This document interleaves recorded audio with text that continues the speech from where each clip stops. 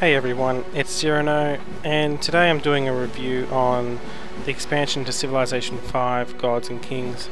Now, I'm a big Civ 5 fan, as a lot of you might know that I do mods for it. So I was really looking forward to this one, but unfortunately I found it a little bit underwhelming. This expansion does a lot to clean up the original Civ. So for example, the game now has a proper loading screen, so you don't sit there going, what the hell's going on with my computer when it starts up, and it keeps running that video. And it now has the Steam Workshop built into it for mods, which didn't work so well when it first came out, but over the months they've really fixed that up a bit. It's still a bit buggy, but it is better than GameSpy. Now, with this expansion, it really feels like they tried to, where Civ 5 was mostly complete, they really fixed this one up to, I don't know, polish it off, I guess is the right word I want to use. So the game is much more polished. Well, I guess I'll start with the first major change, and that's religion. At the start of the game, if you have some faith, 20 or so, then you get to start a pagan religion, and then from then you can choose one of the main religions. I think everyone can be have a pagan religion, but only the main religions, there's a limit of 4. So you really want to try and get those if you can. Now, I found religions not to be very useful to someone who goes to war, mostly, but they're very useful if you're just an empire builder and you don't want to go to war. So, for example, Taoism is what I am the founder of, and I have chosen all these things as my religious benefits, and you can customize your religion over the years. So you choose one, and then you can choose 2, then you can choose 2 more, and then one of the new civs gets to have another one on top of that. Now, because I started next to deserts, I decided to go with desert folklore. I always like money, generally because it helps with going to war and making sure you can have enough units, so I decided to go with the money route there. Then if you get a great person and you use that, you can then increase and get 2 or 3 more here. So I decided to get pagodas, which is a building. You use the faith points that you get to actually build these buildings. And religious community I got because it increases production. These are all pretty basic ones and straightforward ones. They just work in a good general capacity, but you can get some very specific stuff there. Late game religion falls off a bit, but you can purchase great people. Now you can set it to automatically purchase stuff for you here. So for example, if you're a warlike person, you might want to use your faith to get great generals, or you can get great prophets or great scientists, depending on what social policies you've actually unlocked. So each time you get these, they do get more expensive, so you can't just keep whipping them out really quickly either. Okay, religion then sort of builds up in your cities and spreads to neighbouring ones, and you can get abilities that excuse me, that affect enemy cities as well, especially if you're the war type. So that one that gives me money, for example, counts all the enemy cities that follow my religion and follow all the minor civilizations that follow my religion as well. If I go over the mouse, as you can see, it says 48 extra gold from religion. Okay.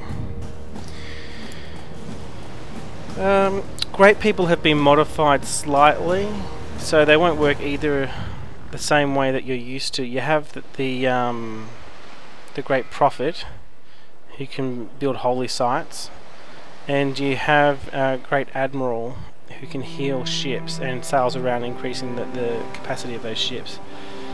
They're both good additions, and the Great Prophet can really be quite good, because your holy sites, if you go down the piety policy tree, can really be strengthened. The old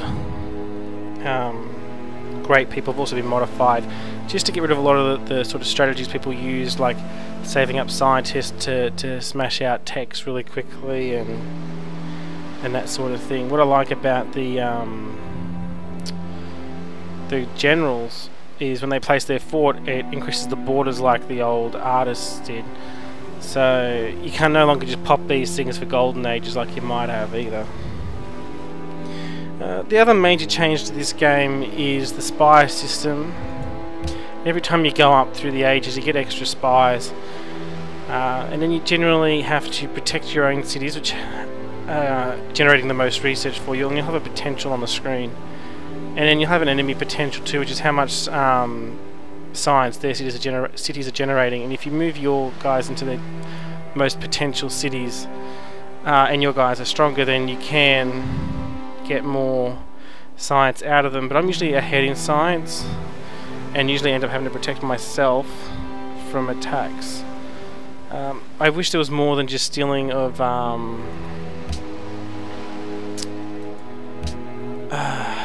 science. You do get some tips every now and then on what other civs are planning. Like I got a tip that both the enemy civilizations were going to attack me, which then allowed me to quickly start pumping out some units 10 turns before I actually got attacked. So that's cool, but I just wish there was more ways to damage your opponents.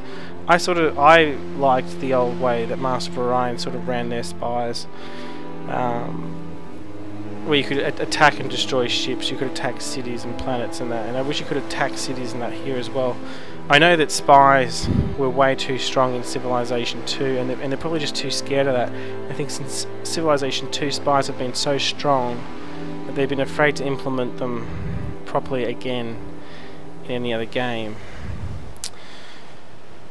Okay, now there's some new civilizations as well.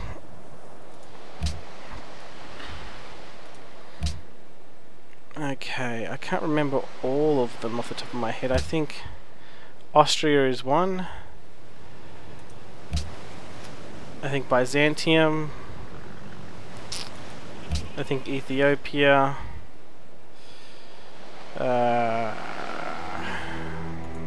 Celts. So there's quite a few there, and some of them really, like the Celts for example, use the faith system, where if you have forests sitting around where their druids can pray, they get extra faith, which is a good kickstart at the start of the game. The combat system's changed a bit. Your units now have more hit points, so things don't die in one attack. It usually takes 2 or 3 attacks to really wipe them out.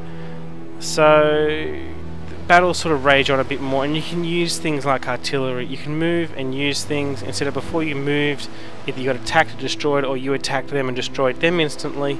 Now there's actually like a battle that can actually come out and be played between your units. And that includes towns. Towns also have more hit points, and a lot of the defensive buildings now add hit points as well. There's melee ships. So ships always fired over range, and now some of them just engage directly. Things like destroyers now engage directly, caravels engage directly, and there's privateers. And you can attack cities with them, and privateers get money back as well, which is pretty cool. I like it, I do. Machine guns have been added. So before, where you sort of only had one ranged melee units that go in and attack, now you have one ranged units. So where an archer would say fire 2, machine guns fire 1. So imagine if you're using your machine gun, you use the machine gun to attack, and the enemy can't then counter attack even though it's one ranged. Very good for a defensive thing. If someone moves in one step, you can hit them, and that, it's very cool.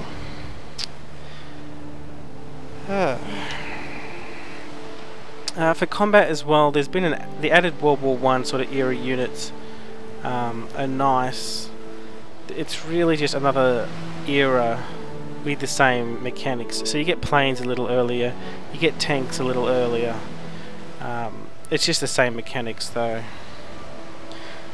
One thing I didn't like is that mods still don't work in multiplayer, and I'm always playing with mods, and I'd love to use the mods in the multiplayer.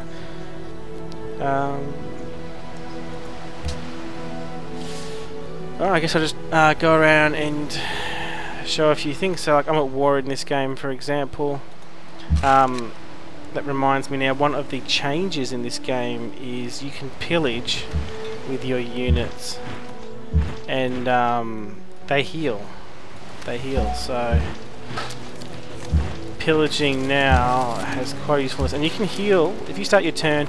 You can pillage and attack and get that heal as well. So that's very cool. So as you can see, 35. It's got quite a lot of hit points still these days. Also, they've added some new. Here we go, copper. See, some new luxury items. There's some new city-states as well, which offer faith. And you have merchant ones. I don't think there's any in this game at all. This could be one. Here, it offers jewellery. So the only place you can ever get them is from the city-states, and they offer luxury resources. Pretty cool additions. A lot of that city-states have been, I don't know, they seem to function a bit better too. Alright, mostly with this Civ expansion is pretty solid, but let down by the two things of basic spy system, and it still doesn't support the mods in the multiplayer. I find that to be a big disappointment. Overall, it's a decent expansion, worth getting, just because it really cleans up the game a lot. And the additions, they do add some complexity, but it's not as good as it could have been. It generally adds a lot more to a building sort of play style, which I am generally, but not all of what it could be. I expect maybe one more expansion to this, and they'll probably then release the mods for the multiplayer. I don't understand why they couldn't have done that sooner though, but there you go. This is Cyrano, and I give this 8 out of 10. Thanks for watching.